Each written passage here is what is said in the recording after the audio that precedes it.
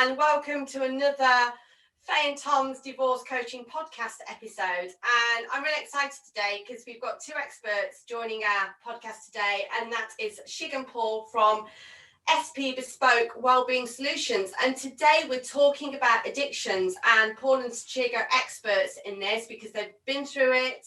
And this is what they do. They help people with their addictions, whether that is drug addiction, alcohol addiction, and all manner of things. And we're going to be asking them some really, really hot questions. And also, you know, addictions are, it's swept under the carpet. It's not spoken about. And we want to really dig into how this impacts on relationships, you know, that people actually go through divorces because of addictions. And I was talking to Tom earlier that the fact that I haven't got any experience of addictions, and I think Tom, you said the same, didn't you?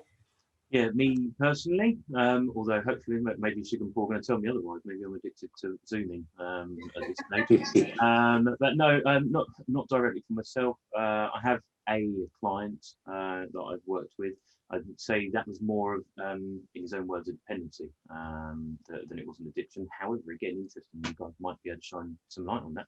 And really help me understand where the difference is and that line's drawn. But anyway, yeah, if you guys want to introduce yourselves and tell the world who you both are and what you do and your backgrounds and experience. Okay, well, I'll go first. I'm Shig Hayre, and I'm a business partner, obviously, in SP Bespoke and founder with Paul. And my background is really entrepreneur. You know, I had a company in California and a few companies over here in the UK.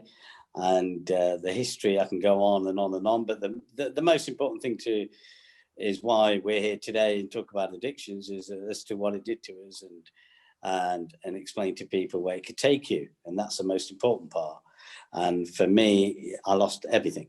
You know, I lost every conceivable thing I had in my life, my family, my friends, my wife, my businesses, and my health. So, you know, so from that point of view, yeah. So, you know, first started my company in 1981, I think it was, and I ran companies for over 30 years. So basically that's what I am.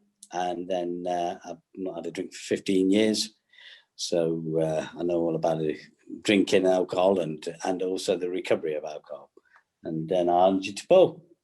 Paul? Thanks, Shig. Hello there. My name is Paul Kalaher. I am 59, which is just a couple of years younger than Shig. I've been a solicitor for 30 years and a few months, in fact. Clear professional record. My journey is not dissimilar to Shig's, although, like Shig, it affected my biological health. I didn't lose all that much that was tangible. In fact, to this day, I remain married, and happily so, and I'm very proud and happy to say I am. Married for 32 years. My kids are 30 and 27, and both are teetotal. And really, our business started over the most ordinary of circumstances. Shig and I have known each other for many, many years through Alcoholics Anonymous. And one day I just said to Shig over a cup of coffee one day in Morrison's Cafe, you know, you show me somebody with a dependence or an alcohol problem or a drug problem or an addiction, call it whatever you will, who doesn't have a family problem or a work problem that doesn't then migrate into a legal problem, and that's a pretty rare creature. And that's how it started. Really. Yeah. Wow. So I was saying, you just mentioned there, Paul, only because I mentioned at the beginning. So is there a differentiator or a difference or a line between a dependency and an addiction, and how do you define those? Do you want me to answer that? Okay, well, you know, number one, SP Bespoke as an organisation, what we don't like to say to anybody is they're addicted, the word addiction. So you're addicted to alcohol, or you're addicted to cocaine, or you're addicted to any other drugs. What we like to say is you're dependent on them. And the reason being is that they come hand in hand. If you're dependent on something, you need that particular thing. And because of the stigma attached to these, the word addiction can put a lot of people off getting help. Yeah. The word dependency seems to work another way. Secondly, there are people who I believe are not addicted, but are dependent because of certain tragedies in their lives. So a car accident, and perhaps family members died, or a horrible divorce, or anything like that, could set them off on drinking or taking drugs, just for that particular, as a coping mechanism for that particular time. Yeah. And then there's people like myself and Paul who would drink on any occasion, and it didn't really matter what it was. And in the end, we were biologically dependent on this stuff. And whether it was sunny or winter, or someone died, or if they didn't die, we would drink. So there's a difference between people who are addicted and people who are dependent, in the sense of, but we recognize that ourselves when we're with the client and when we talk to the client. We recognize that. Yes. I mean, addiction is a very, very powerful word. It may well be to use as a medicine of choice to get over the death of a loved one, or a certain employment circumstance, or a divorce. I mean, if you want to talk about addiction in the literal sense, it's a compulsive chronic need to keep taking a habit-forming substance which enables somebody to escape from a certain situation in their own mind. Yeah. And yeah, I think the most important thing to remember when we're talking about addictions and dependency and everything is to trying to treat everybody as an individual, and treat them as an individual rather than putting them into, a category. Yeah. And I think that works a lot better, because everybody's got different families, drink differently, live on their own. Some live with families, some got jobs, some haven't. If you go along the whole picture, we're all different in that kind of form, Yeah, and I suppose we're all being impacted by different things as well. Yes. For some people, it might be that their dependency might be triggered by the relationship they're currently in, Yes. or their Yes. either recently or from years past. Yes. Like, obviously, I'm using relationships because we're divorce and separation coaches, but Yes. there's many other situations in life that can trigger that for people, both before, during, and after the moment. I mean, selfishly, being a guy, and it's very rare that there's more than one guy here, isn't there, Faye? So it's nice for you to be outnumbered for a change. But do you? I don't know. Do you guys find that the men suffer more than women, or is that a common myth? Is that a myth that we need to? It's a myth. Dispel? It's a myth. Yeah. We don't believe that men suffer more than women, or vice versa. Or vice versa. And the thing is, I don't know where they get all these numbers from, because I was never asked a question. Paul was never asked a question. I know hundreds and hundreds of people who are never on any surveys. Yeah. So where are they getting all these numbers from? I know hundreds and hundreds of people that never went to the GPs and told them they were drinking too much, or being admitted to hospital. So there's a hell of a lot of people who are drinking to an extent where it's damaging their health and the families and the marriages, and nobody knows about it. Again, because there's a stigma attached, and number two, because it's done behind closed doors. Yeah. So nobody sees it. So trying to pick out numbers, I could tell you now that we've been running this business for a while now, and we've helped a hell of a lot of people, and there's no difference between the two. It's there. It doesn't matter whether it's male or female. It's there. Yeah, I mean, we're all individuals, and I suppose if you wanted to capture it in a sort of a one-size-fits-all sentence, it's all dependent upon the amount of resilience an individual has, irrespective of their sex, to any given whatever life's thrown at them at that particular snapshot in time. And a snapshot in time for these purposes could be many months, weeks, or years, Yeah. But it's how we cope with it. Yeah, and I suppose, with Shig just talking about lots of people are doing this behind closed doors. I think, in the second lockdown, which is when we're recording this, it's probably going on more than what people realise. And, I wanted to ask you both, have you had more people trying to access your support during this time of lockdown? Or do you think, you know, a lot of people are, like you say, these feelings of guilt and shame that a lot of people will be having over their dependency, that they're not coming forward? I think to answer that question, the advice lines for domestic abuse and alcohol anonymous and things like that are 300% up. So you can see that. But the real question for us, anybody who's been dependent on drink and drugs and we're helping them, has not happened because of COVID. Mm-hmm. It was there before COVID. Mm. The only difference now is they can't hide it from the families because they're there 24/7, where normally they can go to work. An example of that is that, as I said, I run my business for 30 years. I've got close friends, I've got associates, I employed a lot of people. When I finally got diagnosed with alcoholism and I was so ill and, you know, and it was sort of diagnosed that that's what he is. He's an alcoholic and his drinks caused all his problems. Everybody was surprised. They were all surprised because what you've got to remember, most people are functioning alcoholics. And what they mean by that is that they are functioning, they can go to work, they can do a day's work, come home, have a bottle of wine or 2 bottles of wine, get up in the morning, go to work, and it goes on and on and on, right? And from the outside world, nobody knows. Mm. And these people can be very high achievers. Oh, well, they are. Well. They are. And, you know, but irrespective about high achievers, professionals, or whatever, it doesn't matter. The fact is, when it comes to functioning alcoholics, there's a hell of a lot of people out there doing what they're doing, and you would never know. You would never know. They could walk past you and you wouldn't even know. And I was one of them, by the way. You know, I can get up in the morning, I could drink a bottle and a half of Jack Daniels at night. Because you've got to remember, once a drinker starts drinking to an excessive level, they get used to it. It doesn't do anything to them. You know, they're drinking it to close their head off and shut their head off or sleep or whatever it does. But as you're drinking more, your body becomes more tolerant to that. Yeah. And in the end, you're drinking more and more of the stuff to get that same feeling, you know. And in the end, that feeling doesn't come back. And now what you're left with is no medicine of choice left, but pure depression and suicidal thoughts, because the thing that you've been using for so long is no longer there.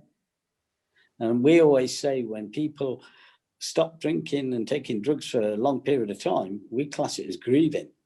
You're grieving your partner because you put that ahead of your family. You put that drink ahead of your kids, your wife, your husband, your brother, your sister. You know, the drink's always been the last thing to go. Yeah. So you grieve that. You grieve that. You spoke at the beginning when you were saying about both of your individual experiences, and obviously in regards to relationships, you both had a different outcome, didn't you? Where yes, you said you lost your wife and you lost everything, of both of material value and otherwise. Whereas Paul, you didn't, but obviously it was still impacting your relationship. So how is that? How do addictions impact relationships? I mean, obviously differently for everybody again, but how do you? Paul, how do you find a way through that? And is that down to the partner that you have and the family surrounding you, and Shig, conversely as well? How is that when you have lost everything as well? Well, for me, you've got to remember there's different types of people who drink and different types of behaviour patterns. Now, for me, I became really loud and abusive, and so you know. It was there to be seen when I was drinking and getting drunk, let's put it that way. So hence I haven't seen my oldest daughter for 28 years because of a consequence of my drinking. Hence it cost me that relationship. It's cost me my marriage. You know, I've got 2 wonderful kids there, I've been to their weddings and I've got grandchildren. That's after stopping drinking. But it was my behaviour. It's my behaviour. So I was one of them that had a drink that became obnoxious and wanted to be very loud and demanding and mentally abusive a lot, you know.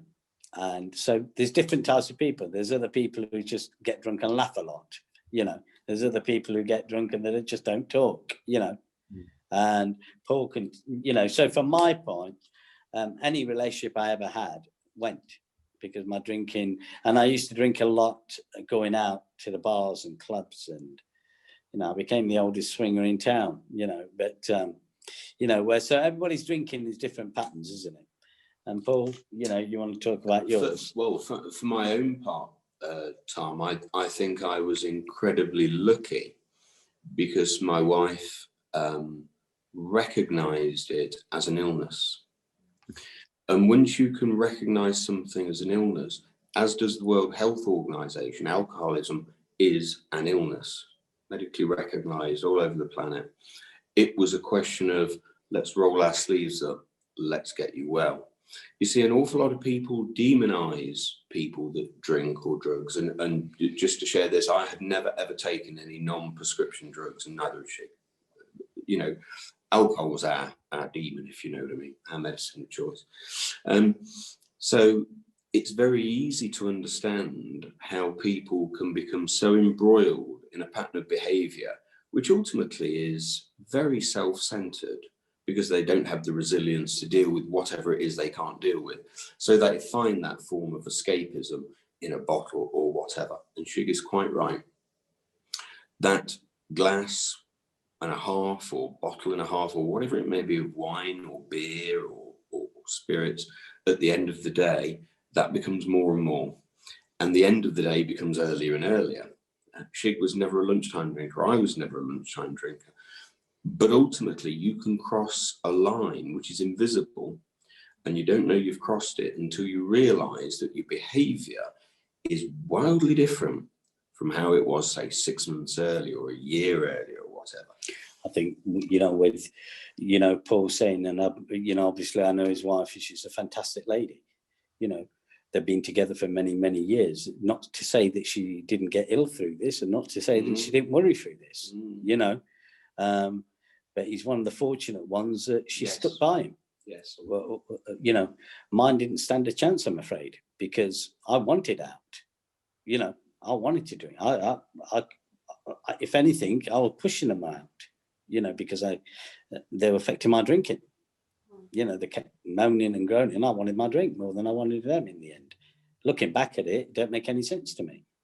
But, you know, again, what we like to try and say with dependency rather than addiction is because you've got to remember there are addicts, alcoholics and drug addicts who don't drink for 3 months. And then 3 months later, they'll get drunk and they can't understand it and destroy their lives and everything around them and then get well again. 3 months later, they're at it again. And the third, and one of the things I really want to emphasize is not how much you drink, because this is one of my problems. You know, when you're judging yourself on everybody else, or your wife is judging you, or a husband's judging his wife, you know, they look at how much they're drinking. Well, you're drinking 2 bottles of wine. Well, so what? The other neighbour drinks 3 bottles of wine. I've got a friend of mine that can drink 3 cans of beer, a case of beer a night. He's been doing it for 30 odd years since I've known him, even longer, and he ain't got a problem with it. He drinks a bit more than anybody, but he's not got a problem with it. The biggest question to always ask anybody who they feel has got an addiction, has it cost you more than money? And if you can answer that question, you've got a problem. Because, and I mean by has it cost you more than money in a sense of your relationships. You know, can you see your relationship going down the pan? Can you see that you drink driving? Can you see that your job's on the line? Can you see the children are not talking to you? Can you see the wife keeps warning you about your drinking? You know, your own health. Look at your own health. All these things, and when you know you've got a problem. Okay? And so it's cost you more than money. I'm kind of blown away by how open you and Paul are both being. I'm sure Tom is thinking the same. No, I really am.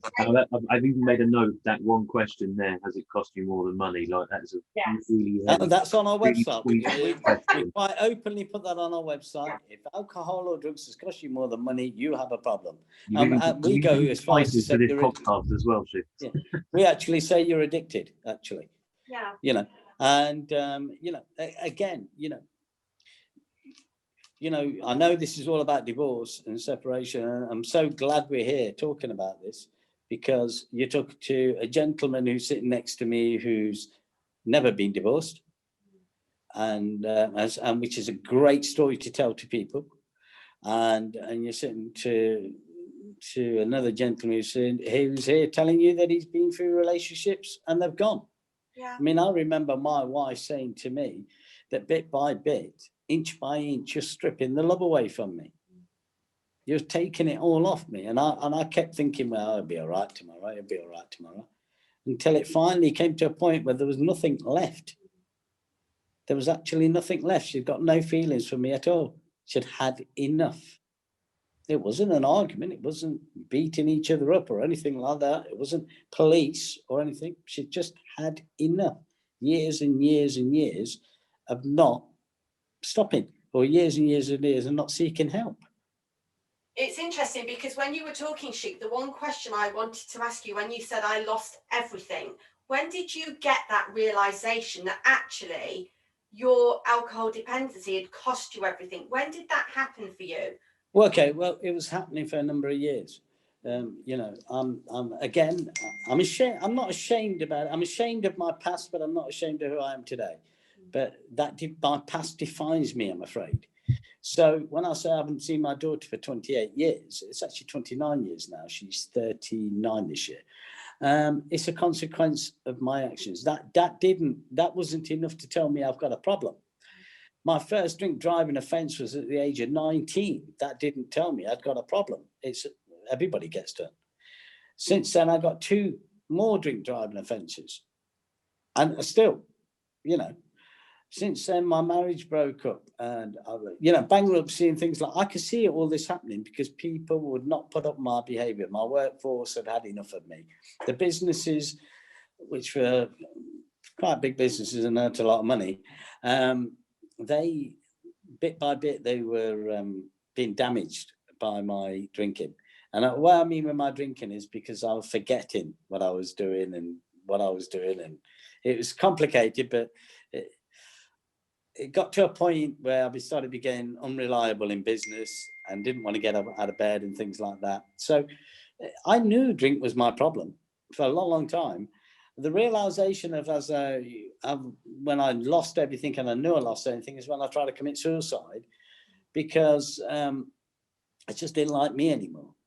And how did I know I lost everything? Because I got the wet brain, which is what is it? Wernicke-Korsakoff syndrome. And that's related to alcoholism, which is called as a wet brain, which left me at 46 years old like a cabbage. I couldn't walk, talk, read, or write. And they were going to put me in a mental institute. And when I woke up out of that and I got well, which most people don't, that's when the realization hit me. Good God, I've lost everything. Every conceivable thing I had because of that. So I've had to rebuild. Now, the thing is, you know, it's not a matter of when did you realize. We don't realize. That's our problem, right? We know it's happening. Everybody else is telling us that it's happening. But once you're dependent on this stuff, and once you're physically dependent on your stuff, you need that like you need to breathe. If I had £1 for everybody who tells me they're not ready to stop drinking or taking drugs, I'll be a multi-millionaire. They'll never be ready, right? What I needed, and I didn't know this now, what I needed was for somebody to grab me by the throat and say, that's it. We're going to get you some help. You need this sorting.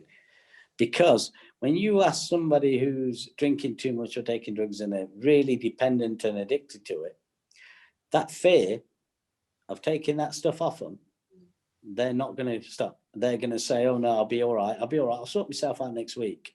That fear. Because that now is the medicine you choose to how to eat. That without that, I can't live. I'll die. Yeah. That's what you do. How do you really kind of approach that with people then? Because like you say, it's not until they're really kind of ready to realize it and for themselves. But what I never had was intervention. What I never had was anybody come up to me and say to me, right, that's it. You know, we're going to help you. Whether you like it or not, we're going to do it. Yeah. And then when people like me, Paul, walk into people's houses, we've seen them. We've got one client that ran into the bathroom and closed the door on us as we walked in. But 10 minutes later, he was out and we helped him because the fear the full fear of this stuff. The family doesn't know how to deal with them. The family, they're tipping it down the sink, or they're doing, you know, I used to tip my own drink down the sink. I'm going to stop now, and then go down the shop the next day and buy some more. You know, but it's an illness of denial. But how do we stop them? We talk to them like we talk to you guys right now. They can understand, and by the time we start talking to them about what we've done and how, you know, how it's affected us, you can see that start resonating with them. And you can see, and we're not do we say we're going to take that drink off you and throw it down the drain? No, that's the worst thing you could do to somebody. Because that fear. What we do then is we talk to them and we start giving them an understanding, and then start looking at the things that are going on in their lives. So the families actually pay us to go and do an intervention, which is an assessment. It's not the alcoholics, it's not the person that's drinking that 9 times out of 10 gets in touch with it. It's the families. Can you help this person? They don't want help, but can you? We'll say, yes, we can. I think broadly what we do is to, if you like, divide it up into 4 different categories. Firstly, there's understanding. We're not there to judge anybody. We've been where they are, you know. There is a way out, and we're living proof, that's firstly. We do it by a wee bit of education. There are many myths concerning alcohol, and we're not expert by examination, by the way. We're not doctors. Okay. And we also make a fair few predictions, which is exactly the point that Shig made earlier. Has this cost you more than money yet? And if you read the legal analysis page on our website, www.spbespoke.com, it makes some predictions. And broadly what it's saying is, if you carry on doing what you're doing, you will become a statistic, a government statistic in some form of record keeping, large, bureaucratic, DVLA, NHS, DWP, that kind of thing, or worse, the courts, for example. But then where we really apply ourselves is with the application. It is not anything to take lightly, is it? When you're helping somebody who's in a place like that, you've got to walk in their shoes. You've got to have felt that fear, that paranoia, and the pain. And you've got to have felt that pain of seeing somebody pour that drink of yours down the drain, you know, where we don't do that. You know, we do it nicely, we do it gently, and we do it properly. And it's amazing. It's amazing. We know people who have been to prison for killing people and they don't even remember they did it with one punch because they were drunk. And they don't even remember because it was a blackout. I personally have woken up where a business meeting I'm supposed to have in San Francisco, I ended up in another LA, I think it was. Took the wrong bloody flight in blackout. Didn't even remember. I thought I woke up in San Francisco. You know, it's weird what it can do, and you don't even remember some of the stuff you're doing. But it's an understanding. Just like they have people going into schools educating them not to carry knives. Yeah. Same thing with alcohol and drugs as well. Education is a big thing. What we're doing with these people is we're educating them as to why they're drinking, why they're doing this drugs, and what, you know, and knowing how they feel. Now, we don't know many people at all who are dependent on these things, have not got a background problem coming along here. So all our team members that we have are experts in their own field, whether it be sexual abuse, domestic abuse, being adopted, PTSD, you name it. We've got them, ADHD. We've got experts in the field who we bring in because we know that alcohol and drugs are not their problem. That the medicine of choice. Yeah. And they use that medicine to close their heads off, right? Now, I know you've got some questions surrounding marriage, divorce, and things like that. Now, we can tell you now that, you know, Paul is also a trained mediator. I don't think we mentioned that. You know, so we try to keep families together, not break them apart. Yeah. Because a lot of the time, what that family wants is that partner or the wife, the husband or the wife, to be the person they married. You know, it was great. The relationship was great until they started, you know. And secondly, we've also done jobs where we can't save the marriage because it's too late. Like mine was too late. Doesn't matter if I got well or not. I get on fantastically with my ex-wife. I love her to bits. She loves me to bits. She's remarried. She's got a happy life. and we get on fantastic, but the love was gone. So that marriage wouldn't have got saved anyway. But we do know that there's certain jobs that we've done where we could have saved the marriage had we got in there a year earlier. We could have saved that damage and kept that family together. But then, you know, we also know families that I'm afraid it's not going to work, you know, but it's not going to get any better because of what they're doing. Yeah, definitely. I mean, from what you've just told us, it's amazing the job that you're both doing. And I wanted to ask with Paul, you said, you know, it's generally as a spouse or a partner that will phone up for an intervention. Do you often go to these interventions where the person concerned is not acknowledging that they've got a problem and you can't get through to them? I mean, what happens there? Did you hear the bit where I told you that we went to do a job and they ran and locked themselves in the back? Was that one of those times? Right. So that's exactly your answer to that. What we get is when people call us up, we do a 20-minute free call to anybody. And we'll talk to them and we'll run through who we are and what we can do for that person. That person then will say, and very rare we don't get this, they're not ready yet though. What can we do? And we say to them, because we charge to do an assessment. So you pay us the money, we'll come down to your house, we'll do an assessment, and we'll talk to them our way. If that doesn't work, then, you know, there's not a lot that's going to really, right? So we go down there and we say to them, don't tell them we're coming to the last minute. You know, don't tell them we're coming to the last minute. And that way they don't do a runner, you know. And we're not talking young people here. We're talking old people, you know, the older generation as well.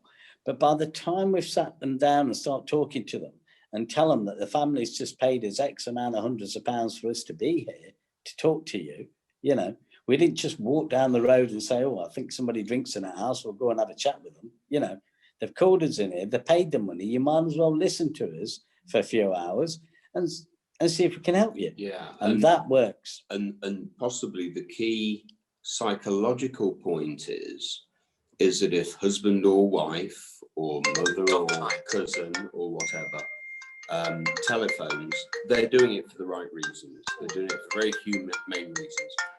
What will happen so far as we'll call them the primary sufferer is concerned, is that they'll think that people are having a go at him or her. Well, actually, we're not there to have a go. We're not there to pity nor to judge. We are there to say that somebody is sufficiently close to you to want action to happen. Because don't forget, this isn't an on and off light switch. This has probably been going on for days, weeks, months, or years, you know. But it's a bit like going down the escalators. You can only go so far and you can only do so much. And then you'll need somebody who is not having a go to say, look, could we explain this? Could we predict this? Could we help you in this way? And by the time we've had a bit of a chat with them, they're usually far more receptive because we're not too close to them. Yeah. Yet the person that made the call is very close to them. We've done a lot of jobs and we never, ever left that house without talking to these people and getting through to them. Never. And the families. And the families. I'm not saying they've all taken on the job, okay, because sometimes we're very ethical in what we do. We can recognise if somebody really needs an intervention or somebody just needs a good talking to, you know, an understanding of what, you know, and there are some people who call us in and they're not that bad. So we can give them an intervention, we can talk to them, give them some tools to work with, and they don't need to have this in-house rehab job that we do, you know, because that's what we do. We literally run a rehab. We go into people's homes, we don't stay in there, we stay in hotels overnight. We've got our teams involved and we do a week to 10 days intervention. That's what it's about. And the difference is we work with a whole family, not just the client, like Paul said. And the third thing is we always make sure that they've got free calls to us and Skypes. The whole family have, not just the client. So because nobody knows the client better than they do, right? And secondly, we always pass them on to a counsellor who we know and trust that can carry on doing the work. Yeah. Because, you know, it's long term, and I'm afraid, you know, it's not just going to happen overnight, but we're saving lives. Because I think we had a lovely conversation, didn't we, Faye, before Tom came on, and that was to say that alcoholics and drug addicts or people who are dependent do not die in hospital beds with cirrhosis of the liver. Most of them die walking across the road, or car accident, or falling out the bath, or falling down the stairs, or choking on their own vomit. These are alcoholic deaths, or suicide attempts that they didn't really want to do it, but it worked this time. The cry for help. These are all what people do.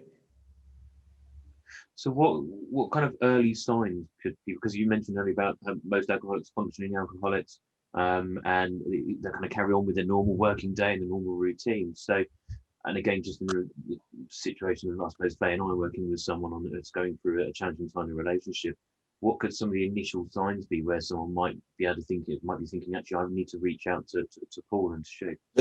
There is a fairly simple litmus test, and I say this because I fully appreciate it, and it's not original to me. I heard it from somebody very, very senior in years.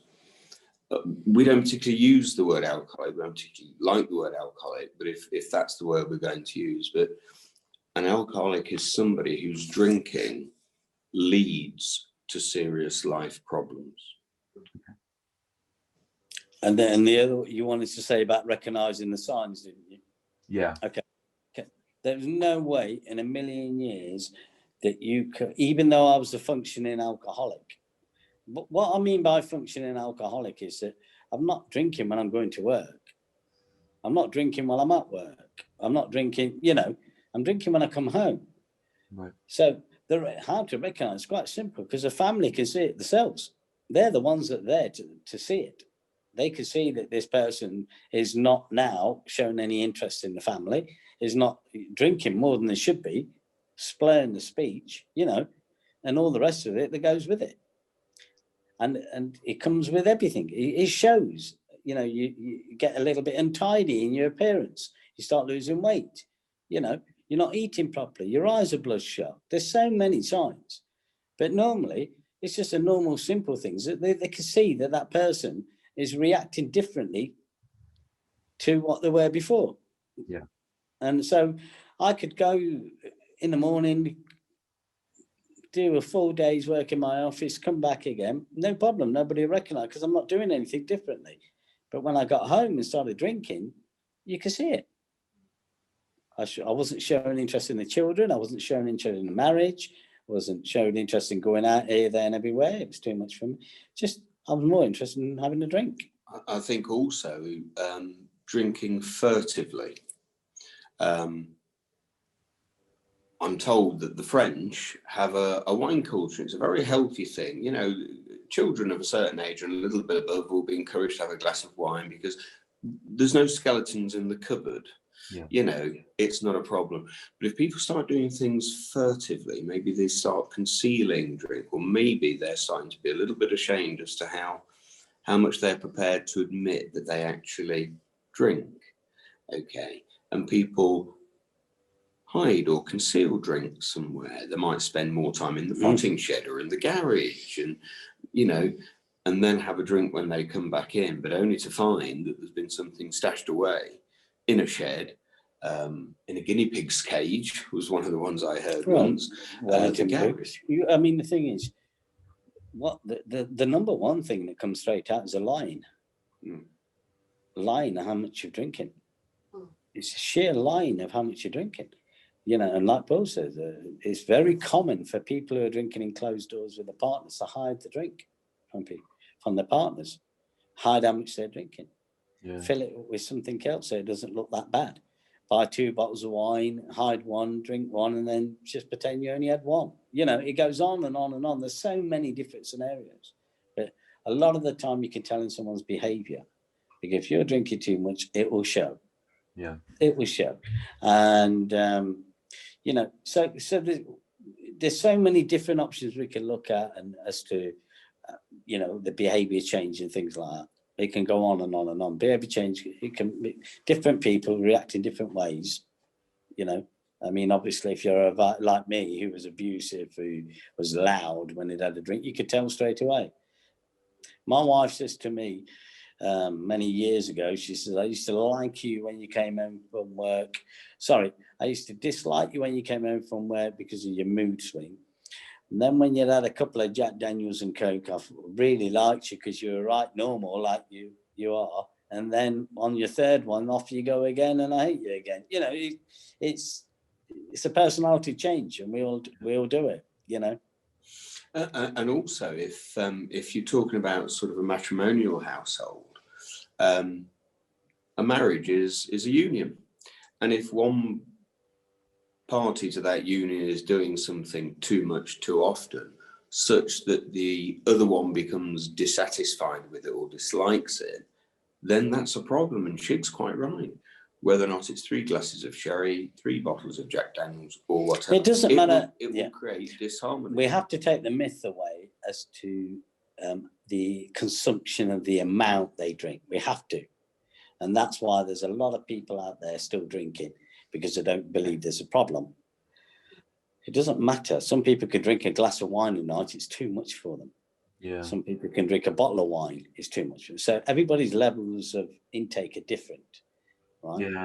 I think you're right. That myth, isn't it, that people think you've got it once you get past a certain point. Yeah. Oh, well, that's too much. Well, actually, for some people, this is too much. Whereas exactly. Others, yeah. Exactly. And people and when you're trying to defend how much you drink, the chances are you'll compare it to somebody else. Yeah. So I could do it a lot. I used to say, well, that guy, you know, our friend round the corner, he drinks 2 bottles of wine a night. You know, so how can I be the only one? You know, I don't drink in the day. You know, that person drinks all day long. I don't. Never touch spirits. Never touch. You know, so you can go on and on. It only drink white wine. Doesn't make an ounce of difference, I'm afraid. But I can tell you one thing, that it's the only illness known to mankind that tells you haven't got it. Right? And the reason I tell you this, I could sit at a breakfast table with my 2 children and my wife many years ago, and if you'd have put me in a police station, put a lie detector test, one of them tests on me and wired me up, I swear to God, I'd have passed that test. I will not drink again. I was that remorseful. And I'd have passed it because I was not lying. Right? 2-3 hours later into the day, I can't handle my life. I can't handle it. I need a drink. I need that medicine again. And this went on for years. It's not the choice is taken away from you, I'm afraid. Yeah. That's why you see people and say, why are they doing it? Because other people, all they can see is you're drinking. Well, you're doing it to yourself. Well, they don't realise I haven't got a choice here. The choice is gone. I have to take this medicine. And when you look at drugs, it's exactly the same. They will kill you for some cocaine, or, you know, they'll kill you for it. And also, it's very difficult for a rational person to understand that. To understand what the irrational person is doing. The irrational person will say, look at me, if you had all this, that, and the other going on, then you'd drink like I would. But actually, that litmus test is, if you had such a low resilience that I've got, then you'd do it. So there's always different ways around it. But, you know, I mean, I've had the alcohol counsellor when I was in hospital saying, well, put a line on the bottle, change your brand, keep a drinks diary. Didn't make a blind bit of difference. We have helped the medical profession to stop drinking. We're not going to name any names. So it's not medication. Amen, but not the whole medical profession. But no, I'm not saying all the medical profession, but so what I'm saying to you is that it's not medicine here. It's how you think. You've got to change the way you think. It's mentally. And that's what it's all about. And once you get that one right, you know, you're on your way. And, you know, again, this is why we say individual, because everybody's an individual. You know, look, I know families that we help somebody who, again, won't name any names, and we have to be very careful with stories because people can recognise stories. But we do know, so I'm not going to say which one it was, male or female, but we do know one of the people who asked us for help and we helped them, blamed the marriage and the partner on the problem. And it played a major, major part, I'm afraid, you know, and that person's recovery depended on them splitting up because it was toxic, because of the way he'd been treated or she was being treated. And I don't mean the mental abuse. I don't mean physical abuse. It's just that, so they were stuck in this marriage that they didn't want to be in, and that was the medicine of choice they kept taking for that. But there was no way they were going to stop taking that and then go back into that marriage, because the cause of that was the actual marriage itself. And we identified that. I think that's a really good point, and I think it's good that we keep going back to that. Everyone's experience is going to be different. Their recovery is going to be different. For me, when my second marriage broke down, I didn't turn to drink. A lot of people will. A lot of people will turn to drugs or anything like that. I didn't. I literally couldn't drink. I couldn't eat. I couldn't drink. So it affected me totally differently. And like you said, I don't know, what was your experience, Tom? Did you drink more after your marriage breakdown, or? Not after, but in the lead up to, as my form of escapism of avoiding the issue at hand. I wanted to avoid the fact of saying, I'm not happy, this isn't working. We've tried to speak about it before. You didn't listen, I didn't listen. And it's just, what's the point? I can switch it off by having a few Hennessy's on the train on the way home, which turned into a few more by the time I get home. And I know that my ex-wife had made comments when we first separated, just leading up to, about how much more I was drinking. And then again, and that was an avoidance tactic. It was, let's switch that part off. I can focus on something else, and I can. But you see, you get a lot of people do that, and what we don't want to get mixed messages to say, well, obviously you're dependent on alcohol. You've been drinking for a month. It's ridiculous. There's a big difference, and this is why I go back again to the one question: has alcohol cost you more than money? And if you can answer yes to that particular question, you've got a problem. It's as simple as that, and it really is that simple. Because it would have really interesting when you first asked that question, and now thinking about it, having just answered your question, Faye. Yeah. Again, it's a bit hypothetical maybe, but actually the way that I was going, now looking at it retrospectively, I believe it could have cost me more. Oh, had I my relationship, my marriage not ended, and everything else that we've gone through, I can see now that I would have carried on down a path of escapism and a descent. I mean, alcohol is the great remover. Well, Paul, I think you answered that question anyway with the legal analysis page. Yes, it tells you all the things that will happen to you if you carry on this way. You will lose your driving license. The times we hear people say, I don't drink and drive, I'll never drink and drive, that's a lot, and then they've lost their driving license. It will happen. All these things will eventually happen to you. And alcohol, I'm afraid, does not just leave you in a state of laying on the sofa. It will kill you. It won't just leave you like that. There's only one way an alcoholic will ever leave this earth, and that's through death. Simple. It's a sobering thought, and I'm thinking about listeners that are listening now to this podcast, and they're thinking, this is my relationship is going to fall apart if this isn't sorted. And I wanted to ask you, Paul, because you recovered and you've still got your wife and your family around you to support you at that time, did with you saying people want their spouse back as they were before, does that happen, or do you have to build a new relationship? How does it change? I can only speak for myself. I don't know about other people. I was immensely lucky that my marriage, from day one, to my mind, had the deepest of roots. And my story is only my story. It's not everybody else's. But as I said earlier, my wife came to recognise that I had become very ill. I wasn't the guy she married. I was a very, very poorly version of the guy that she married. And with a lot of effort and application and all sorts of things, which we needn't go into now. Yeah, I'm not that ill guy today, but I was once, and I was for a long time. And I can answer the question in a roundabout way, is that anybody who has got a dependency on alcohol and drugs and behavior change and everything that changes in that relationship with the children and the spouses, just because that person has now stopped drinking, what they've done is that they've still left the damage there. The family has still got that damage. So, of course, you've got to rebuild. You've got to rebuild that trust again. I won't do this again. I won't drink again. I promise you, I'm sorry. Sorry is a word we don't use anymore because it don't mean anything to anybody. You've said it so many times, it goes in, you have heard it, I won't do this again, A week goes by, look, why don't you trust me now? I'm all right now. Look, I don't do it. It takes time to build that trust. But what we, as an organization and a business do is focus very hard on the family, because the family themselves have changed and people can't see that. The kids are not coming around as often as they should do. They're not. They've lost the communication patterns. They're blaming themselves. Is it my fault? It must be my fault. I must be partly to blame. Why are they doing this? And so all the self-blame comes into it. Yeah.